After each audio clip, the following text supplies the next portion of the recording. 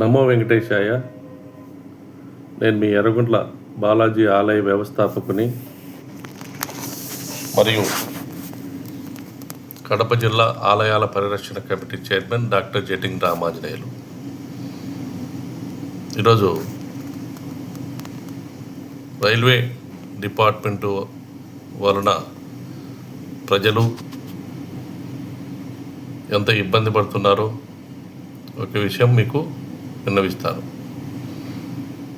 నేను ఫ్యామిలీతో, అలాగే మా మనవరాలు 10 ఏళ్ళ పాప, ఆమె తర్వాత మా స్నేహితుడు హరిప్రసాద్ సర్వేర్, గవర్నమెంట్ సర్వేరు, వారి ఫ్యామిలీ, వాళ్ళ చిన్న మనవడు 7 ఏళ్ళ బాలుడు కలిసి 19 ఏప్రిల్లో చెంగనూరుకు రైల్వే టికెట్లు బుక్ చేశాం. అప్పటికి వెయిటింగ్ లిస్టు 2, 3, 4, 5 అలా వచ్చింది. సరే కన్ఫర్మ్ అవుతాయి కదా అని టికెట్లు తీసుకున్నాం. 8,000 రూపాయలు అప్ అండ్ డౌన్. 17వ తారీఖు రిటర్న్, 14/5 అప్పు తీసుకున్నాం. సరే ఒకరోజు ముందు చాట్ ప్రిపేర్ అయింది, మాకు కన్ఫర్మ్ అయింది. కలకరం కలిసి కడపలో 12:30కు కన్యాకుమారి ఎక్స్ప్రెస్ ఎక్కాము. బాగానే ఉంది, బర్త్ ఇచ్చారు. ఏసీ సెకండ్ ఏసీలో తీసుకున్నాం. చెంగనూరు దిగాం. అక్కడ నుండి చెంగనూరు నుండి వెంటనే ఇమీడియట్గా రైల్వే స్టేషన్ ఎదురుగానే కేఎస్ఆర్టీసీ వాళ్ళు బస్సు అరేంజ్ చేశారు. బస్సులు ఉన్నాయి. దాంట్లో పంబకి వెళ్ళాం. పంబలో అక్కడ స్నానం చేసి అక్కడే ఇరుముడి కట్టుకొని శబరిమల పైకి వెళ్దాం అనుకుంటే, నేను యాక్చువల్గా 13 సంవత్సరాలు వెళ్ళాను. 10 సంవత్సరాలు మాల ధరించాను, 2 సంవత్సరాలు సివిల్లో వెళ్ళాను. ఆ అనుభవం ఉంది కాబట్టి కొండ ఎక్కడానికి చాలా ఇబ్బందిగా ఉండేది. అప్పుడు నేను 2002కి విరమించుకున్నాను. అయితే ఫ్యామిలీ చూడాలి, అయ్యప్పని చూడాలనే ఉద్దేశంతో మళ్ళీ మరొకసారి వెళ్దామని నిర్ణయించుకున్నాను. అక్కడ డోలీలు ఉన్నాయి. ఒక్కొక్కరు ముగ్గురికి దాదాపు 35,000 అడిగారు. నేనైతే 25,000, 26,000 కూడా ఇస్తానని చెప్పాను అప్ అండ్ డౌను, కానీ ఒప్పుకోలేదు. అక్కడ మాకు గైడ్ వచ్చాడు. ఆ గైడు యాక్చువల్గా కొండపైకి 2 దారులు ఉన్నాయి. ఒకటి స్టెప్స్ కట్టించారు, ఇంకోటి సిమెంట్ అంతా కాంక్రీట్తో వేశారు. సార్ కాంక్రీట్లో వేశారు కాబట్టి చిన్నగా పోదాం రండి అని చెప్పారు. అయితే చిన్నగా నడుచుకుంటూ కొద్ది ఆగి బయలుదేరి వెళ్ళిపోయాం. అయితే ఈ కొండ ప్రాంతము 2.5 కిలోమీటర్లు చాలా హైట్ ఉంటుంది.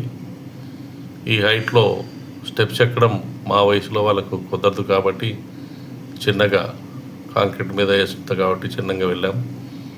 ఈ 2.5 కిలోమీటర్ తర్వాత శరంగుత్తి వస్తుంది. అక్కడి నుండి మళ్ళీ స్లోపుగా ఉంటుంది, ఇబ్బంది లేదు, ఎవరైనా వెళ్ళచ్చు. వెళ్ళాము. మధ్యాహ్నం దర్శనమైంది. అయితే అక్కడ రూములు వేరే ద్వారా రూములు బుక్ చేసుకున్నాం. ఆ రూములో కూడా మోసాలు జరుగుతున్నాయి కాబట్టి డైరెక్ట్గా మీరే రూములు బుక్ చేసుకోవాల్సిందిగా కోరుతున్నాను. భక్తులు ఎవరైతే వెళ్తున్నారో అక్కడ ఉండే వాళ్ళకు రూములు మీరే డైరెక్ట్గా బుక్ చేసుకోవాల్సిందిగా మనవి చేస్తున్నాను. ఎందుకంటే అక్కడ 1,500 రూమ్ అయితే మాకు 3,000 రూపాయలు తీసుకున్నారు బ్రోకరు. అక్కడ కూడా మోసమైంది. లేదు సార్ 3,000 ఇచ్చానని చెప్తాడు. సరే అని చెప్పి ఎట్లో తీసుకున్నాం. ఆ నైట్ ఉన్నాం. మార్నింగ్ రిటర్న్ మళ్ళీ వెళ్దామంటే మళ్ళీ దాదాపు ఈ డోలీ వాళ్ళు 35,000 తీసుకుంటామని చెప్పారు. అక్కడ వీడు బ్రోకర్ అయితే ఏ ముద్రాడు సార్, నేను ట్రాక్టర్ అరేంజ్ చేస్తాను, ట్రాక్టర్లు ముద్రన్నారు. అయితే శబరిమలకు ప్రొవిజన్స్ కానీ బెల్లం కానీ ఇటువంటి తీసుకోవడానికి ట్రాక్టర్లు ఉన్నాయి. ఈ ట్రాక్టర్లు తిరుగుతుంటాయి. దాంట్లో మమ్మల్ని తీసుకెళ్ళడం అన్నాడు. చిన్న 3x3 తొట్టి ఉంటుంది. పైకి ఎక్కకుండా కింద కూర్చొని అతి కష్టం మీద అందులో కూర్చొని అయితే 15 నిమిషాల కింద దింపేశాడు. అక్కడి నుండి ట్రావెల్ ఒకటి తీసుకుందాం అనుకున్నాం. చెంగనూరు, పందల రాజ్యం, తర్వాత కాలడి చూద్దామని. వాడు కూడా మోసం చేశాడు. మేము మాట్లాడింది వేరే. ప్రవీణ్ అంటే వీడు వచ్చి వేరే ఏమయ్యా నువ్వేనా ప్రవీణ్ అంటే నేనే అన్నాడు. ప్రవీణ వాడు కాదు, వేరేవాడు. సరే ఎక్కితే వాడు కూడా మోసం చేస్తున్నాడని చెప్పి మధ్యలో ఆగిపోయి మళ్ళీ చెంగనూరు బస్సు ఎక్కాం. ఆ బస్సు తీసుకొని మాకు చెంగనూరు రైల్వే స్టేషన్ ఎదురుగా ఎత్తిరిల్ రైల్ అనే హోటల్ దిగాం. అక్కడి నుండి పందల రాజ్యం వెళ్ళి అయ్యప్ప స్వామివారి నివసించినటువంటి ప్లేసు అయితే అక్కడ గుడి క్లోజ్ చేశారు. అక్కడి నుండి కాలడి వెళ్ళాం. కాలడికి 118 కిలోమీటర్లు. అక్కడికి వెళ్ళే కొద్దీ అది కూడా మూసారు. దానమ్మడి వర్షము, ట్రాఫిక్ అయినా 8 గంటలకు క్లోజ్ చేశారు. 9 గంటలకు తీసుకెళ్ళాడు మా కార్ డ్రైవరు. సరే వెళ్ళాము, ఆ ప్రదేశాలు చూసాము, అక్కడ దండం పెట్టుకున్నాము, రిటర్న్ అయి వచ్చాము. అప్పటికి రాత్రి చాట్ ప్రిపేర్ అయింది. మాకు కన్ఫర్మ్ కాలేదు. టికెట్లో PQW వచ్చింది. సరే అవుతుంది కదా అనే ఉద్దేశంతో రైలు ఎక్కాం.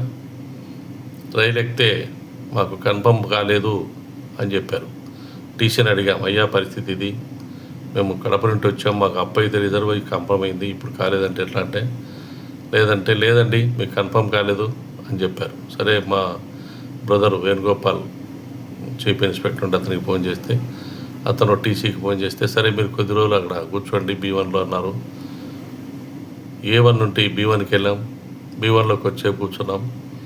అక్కడ కూడా కన్ఫర్మ్ కాలేదు. అక్కడ నుండి మళ్ళీ మీరు M1 బోర్డు అని చెప్పారు.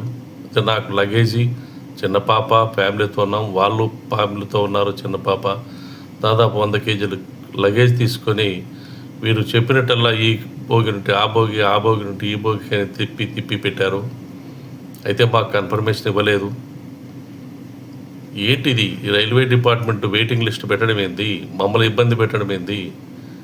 ఎంత ఇబ్బంది పడ్డాం, సీటే ఇవ్వలేదు. A1లో కూర్చుంటే అందరూ కూర్చున్నారు, ఇక్కడ లేదండి మీకు వెళ్ళిపోండి అని చెప్తారు టీసీలు వాళ్ళు. అక్కడ నుండి B1 B3కి వెళ్ళాం. B1 B3 B2 B3 B4 B5 అన్ని ఏసీ టికెట్లు, అన్ని ఏసీ 3 టైర్ ఏసీ ఇచ్చే సెకండ్ ఏసీ ఒకే కోచ్ ఇచ్చారు. ఎంత అన్యాయం! మమ్మల్ని కూర్చోబెట్టి మేము 2 నెలల కిందట బుక్ చేసిన వాళ్ళకు లేకుండా ఒకరోజు ముందు బుక్ చేస్తే తత్కాల వాళ్ళకు టికెట్లు ఇస్తారు. మేము నెల ముందు బుక్ చేసిన టికెట్లు అంత డబ్బులు పెట్టి చేస్తే మాకు టికెట్లు ఇవ్వరా? ఎంత దారుణం చెప్పండి రైల్వే డిపార్ట్మెంటు. అసలు ఈ వెయిటింగ్ లిస్ట్ ఎందుకు ఇచ్చారు మాకు? మమ్మల్ని ఎందుకు ఇబ్బంది పెట్టారు? మమ్మల్ని వెళ్ళి దాదాపు 800 కిలోమీటర్లు వెళ్ళిన తర్వాత మమ్మల్ని రావడానికి ఎంత ఇబ్బంది పడుతున్నాం. అన్నీ కోచి తిప్పారు, మమ్మల్ని ఇబ్బంది పెడతారు. లాస్ట్కు సీట్లు లేవంటారు. ఏటీసీ ఎత్తినా సీట్లు లేవంటాడు. ఆర్ఏసీ అయిపోయింది. ఆర్ఏసీ అయినాకైనా మాకు ఇవ్వాలి కదా, మేము 1 2 3 4 5 ఉన్నాము, మాకు అప్పుడన్నా ఇవ్వాలి కదా సీట్లు. అప్పుడు కూడా లేవంటారు. రాత్రి 12 అవుతుంది, సీట్లు ఇవ్వరు. లాస్ట్ కింద పడుకున్నారు మా మిస్సెస్ అయితే. పాపకి ఏదో సీట్లు కనుక కూర్చోబెట్టాం. నేనైతే తెల్లవాదులు కూర్చున్నాను. సేలం వరకు రండి, సేలంలో టికెట్లు ఇస్తామన్నారు, అక్కడ కూడా ఇవ్వలేదు. కాట్పాడు వచ్చే 5 మంది దిగారు, అప్పుడు కూడా శరత్ కుమార్ అని ఒకతను ఉన్నాడు, రోహిత్ కుమార్ అని, అతను కూడా ఇవ్వలేదు. ఏమైనా సీట్లు ఉన్నాయి కదా ఇవ్వండి టీసీ గారు అంటే, లేవండి మీకు తిరుపతి వరకు సీట్లు లేవంటారు. నేను ఆ సీట్ నెంబర్లు నోట్ చేశాను. ఇంత దారుణమా రైల్వే డిపార్ట్మెంటు? ఒక రోజు ముందు బుక్ చేసుకున్నారు, తత్కాల టికెట్లు ఇస్తారు, సీట్లు ఇస్తారు, కన్ఫర్మ్ అవుతుంది. మరియు ప్రీమియర్ కాల్ కూడా ఇస్తారు, ప్రీమియర్ తత్కాలు కూడా ఇస్తారు. నెల ముందు డబ్బులు కట్టిన వాళ్ళకి మటుకు కన్ఫర్మ్ చేయరా? ఎంత దారుణం చెప్పండి. ఫస్ట్ కన్ఫర్మ్ చేసి ముందుగా కట్టిన డబ్బులు రిజర్వ్ చేసుకున్న వాళ్ళకి టికెట్లు ఇచ్చి తర్వాత కావాలంటే తత్కాలంలోకి ఇవ్వచ్చు కదా. దీని మీద నేను కన్జ్యూమర్ కోర్టుకి వెళ్దాం అనుకుంటున్నాను. ప్రిపేర్ చేశాను మ్యాటరు, లాయర్ నోటీస్ ఇచ్చి నష్టపరిహారం కూడా 5 లక్షలు అడగాలని ప్లాన్ చేస్తున్నాను. ఇదంతా దారుణం అండి రైల్వే డిపార్ట్మెంట్ వాళ్ళు. టీసీ వాడైతే కాట్పాడిలో ఒక బ్రోకర్ని పెట్టుకున్నాడు, వేరే ఒక అతను వచ్చాడు టీసీ, అతను కూడా కన్ఫర్మ్ కాలేదు. అతను వచ్చేలోపే గేట్ కాడికి వెళ్ళి మీకు టికెట్ ఇస్తానని చెప్పి సీట్ ఇస్తానని చెప్పాడు. 100 దగ్గర 1000 రూపాయలు వసూలు చేశాడు. మళ్ళీ టీసీ వచ్చాడు, ఇతను ఎక్కడ పోయాడంటే ఇతను అక్కడ బయటకు పోయాడని చెప్పాడు. మళ్ళీ ఇతను కూడా వెళ్ళి మళ్ళీ 200 వసూలు చేసుకున్నాడు. ఒక సీట్ ఇచ్చారు. సరే సీట్లు ఇంకా 3 సీట్లు ఉన్నాయి, నాకు సీట్ ఇవ్వండి టీసీ గారు అంటే, లేవండి మీకు సీట్లు, తిరుపతి వరకు సీట్లు లేవు. అరే కళ్ళారా చూస్తున్నారు, ఫ్యామిలీ ఉన్నారు, చిన్న పాప ఉంది, కనీసం మానవత్వం లేదా మీకు? ఈ కూర్చున్న వాళ్ళు అయితే, పండుకునే వాళ్ళు అయితే, ఈ కూర్చున్న వాళ్ళు అధ్వానం అని చెప్పేది. మీరు ఎలాంటి ఎందుకు కూడా ఈ సీట్లో? అయ్యా మేము A1లో సీట్లో బుక్ చేసి సెకండ్ ఏసీ బుక్ చేసుకున్నాము, మాకు కన్ఫర్మ్ కాలేదు, ఇక్కడ కూర్చున్నాం, చోటు ఇవ్వండి, ఒక కొద్దిగా కూర్చుంటామంటే లేదు వెళ్ళండి. ఎంత దారుణంగా చూస్తారండి. ఇంత అద్దుమానం ఆ రైల్వే డిపార్ట్మెంట్ వాళ్ళు ఇంత దారుణం చేస్తారు ప్రజలకి. కాబట్టి దీని మీద నేను కోర్టుకు వెళ్దాం అనుకున్నాను. కాబట్టి ఈ విషయమై ఎవరైనా శబరిమల కానీ దూరాభారం వెళ్ళే వాళ్ళు కానీ సీటు కన్ఫర్మ్ అయితేనే వెళ్ళండి, లేకపోతే వెళ్ళొద్దు నా మనవి. రైల్వే డిపార్ట్మెంట్ చాలా ఇబ్బంది పెడుతుంది. లేదంటే తత్కాల్ బుక్ చేసుకోండి. ఎక్కువ డబ్బులు కావాలంటే తత్కాల్ బుక్ చేసుకోండి. ఏం చేస్తాం మనం? కన్ఫర్మ్ కాకుండా రైల్వేలో ప్రయాణం చేయొద్దు. ఈ దారుణాలన్నీ మీరు గమనించి ఈ వీడియో నచ్చినట్లయితే ఇంకా 10 మంది చేరండి.